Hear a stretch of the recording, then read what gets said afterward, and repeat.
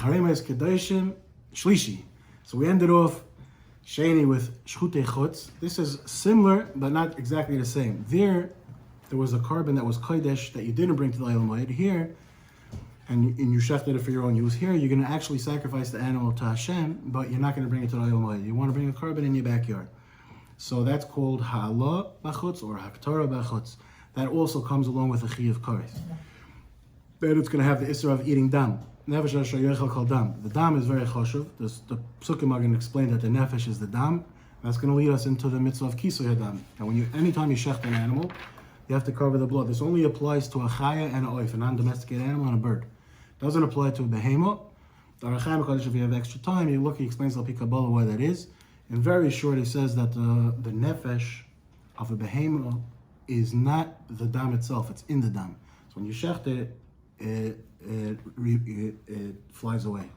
But the non-domesticated animal and a bird, the nefesh is the dam itself. That's why you have to cover the blood.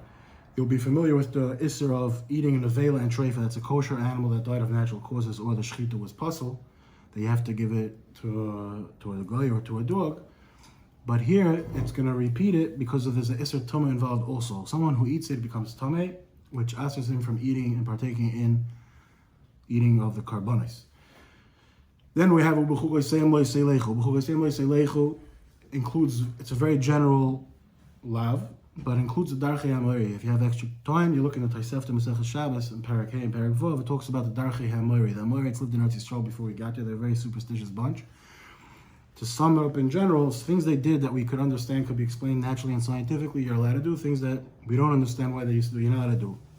For example, Ben Franklin didn't invent the lightning rod. It says in the Tosefta over there, if you put a metal rod in your chicken coop so that the chickens should grow bigger and better, it's usher, because we don't understand how that works.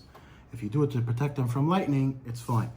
Then you have the Parsha of Aryeh, and it's going to end off with Moilech, which we'll talk about in Mirz Hashem in a later Aliyah, and that'll take us to Rabbi.